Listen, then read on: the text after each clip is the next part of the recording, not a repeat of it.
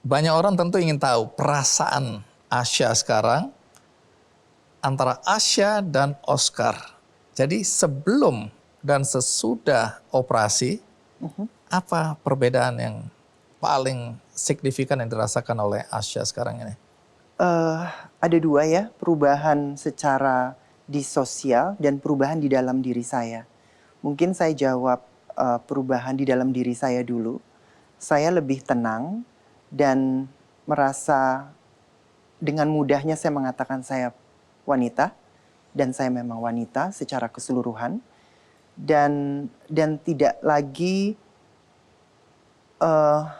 ada rasa dendam ataupun rasa marah terhadap sekitar. Lebih mudah untuk menetralisir perasaan-perasaan seperti itu karena saya sudah menyatu dengan diri saya dan melihat segala sesuatu itu bisa lebih positif, tidak lagi negatif.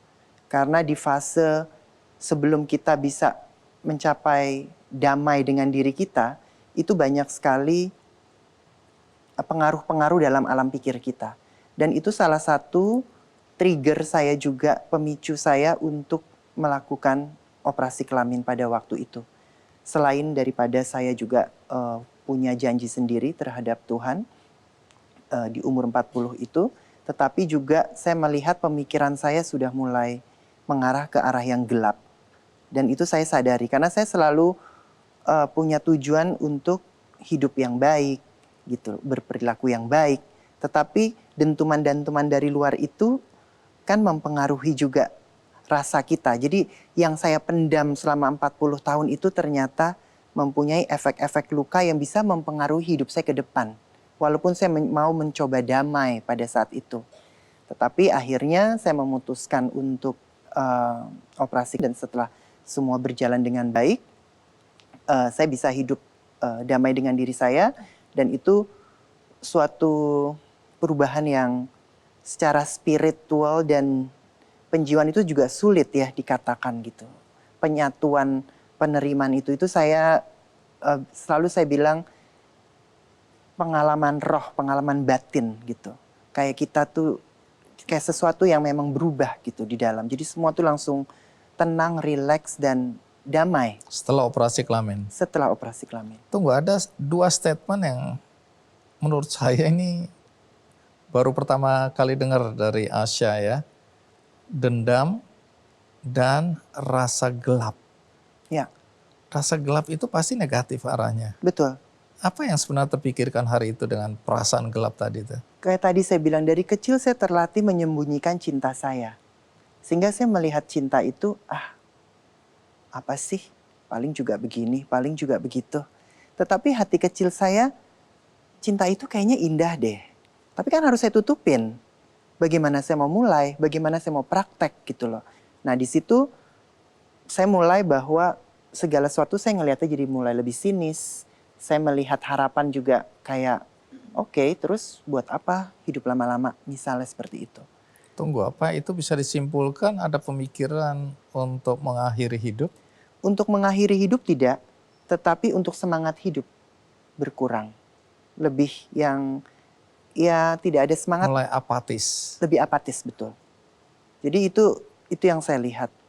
Jadi dan dendam lebih kepada melihat ya kehidupan. Kenapa ya saya tidak bisa normal aja? Misalnya saya suka sama seseorang atau saya tahu seseorang itu suka sama saya, kenapa sih nggak datang? Pacaran aja kayak normal gitu, pendekatan aja kayak normal.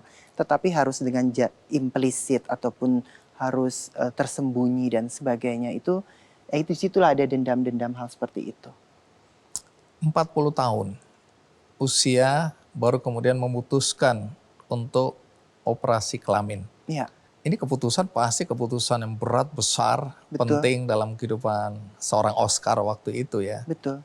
Tapi tadi Asya bilang bahwa ada dialog dengan Tuhan. Ya. Bahwa inilah momentum. Dialog macam apa itu? Karena saya diajarkan orang tua saya, mama saya ya, kita selalu berdoa sebelum tidur. Jadi itu sampai sekarang pun saya lakukan. Dan di dalam doa itu Mama saya mengajarkan untuk kita berbicara saja dengan Tuhan, apa yang dirasakan, apa yang diharapkan, dan juga bagaimana kamu bisa menjadi manusia yang baik. Dan dialog itu yang selalu saya lakukan. Jadi saya ingin menjadi orang baik, saya ingin menjadi orang baik. Sampai di satu titik kok tenaga saya sudah mulai mau habis ya Tuhan. Dan saya pernah juga berbicara, saya ingin merasakan cinta kalau sampai umur 40 tidak, saya akan benar-benar mau jadi perempuan saja. Gitu. Jadi itu berbarengan selama ya 20, kita dewasa let's say 20 tahun ya. 20 tahun itu yang selalu membimbing saya dalam berdialog dengan Tuhan. Kalau ada yang tanya, Asya, jadi kamu ini operasi apa? Apakah kamu juga operasi plastik? Ya, karena kalau sebagai kelengkapan fisik perempuan, tidak saja kelamin misalnya, tapi apakah ada operasi lain yang Asya lakukan? Wajah segala macam tidak, tetapi untuk melengkapi payudara. Itu saja. Ya. Dan itu membuat Asya lebih nyaman. Ya.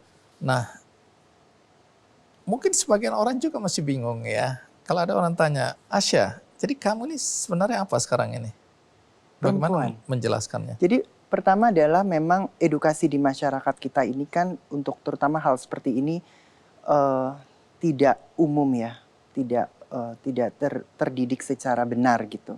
Dalam arti kata, seks dan gender itu adalah sebuah perbedaan. Seks itu adalah kelamin. Jadi kita terlahir, dilihat waktu kita bayi, kelamin kita apa, laki-laki, langsung kita dikasih status berkelamin laki-laki. Itu adalah seks. Sedangkan gender itu adalah kan sebenarnya dari perasaan di dalam jiwa. Nah, jadi kalau ditanya gender, kalau ditanya saya sekarang ya jelas saya perempuan secara keseluruhan. Karena perasaan-perasaan di dalam itu yang diwakilkan dengan gender yang sangat beragam sekali gitu. Dan ini kan sebenarnya sebuah ilmu pengetahuan. Ini bukan sebuah penyesatan menurut saya gitu. Karena Tuhan ini menciptakan kita, jiwa manusia ini kan spektrumnya luas. Tidak bisa disamakan satu sama lain, fantasinya, perasaannya, tingkat sensitivitasnya gitu. Apakah laki-laki itu harus tegar, tidak boleh nangis misalnya. Harus mengangkat yang beban-beban berat, sedangkan perempuan yang di rumah saja. Ini kan sudah tidak begitu lagi zamannya. Sedangkan perempuan sekarang sudah bisa memimpin, perempuan sekarang sudah dikasih kepercayaan, menjabat ke posisi-posisi yang lebih bagus. Itu perempuan. Jadi perempuan pun juga ada yang cocok juga jadi ibu rumah tangga. Tetapi di dalam tubuh manusia-manusia lain, di sini menurut saya juga spektrum yang luas inilah yang sekarang mulai dipelajari dan juga disesuaikan dengan apa yang mereka rasakan agar mereka bisa hidup setara dengan manusia lain pada umumnya. Baik, Asya. Kembali sedikit ke belakang. Karena saya pernah wawancara, bertemu, ngobrol dengan teman-teman yang juga punya perjalanan hidup yang hampir sama. Mereka secara fisik laki-laki, tapi mereka merasa perempuan. Ada beberapa di antara mereka yang pada Tuhan. Mereka bilang, kenapa Tuhan ciptakan aku seperti ini? Ya. Kalau Asya pernah marah nggak pada Tuhan?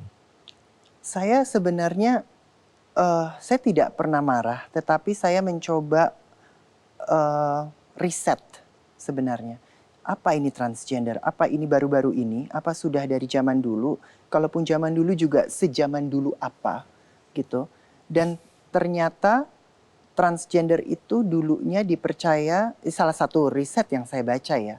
Jadi manusia itu dipercaya laki-laki, perempuan, dan diantaranya. Laki-laki keperempuanan ataupun perempuan ke laki-lakian. Ini diakui secara budaya.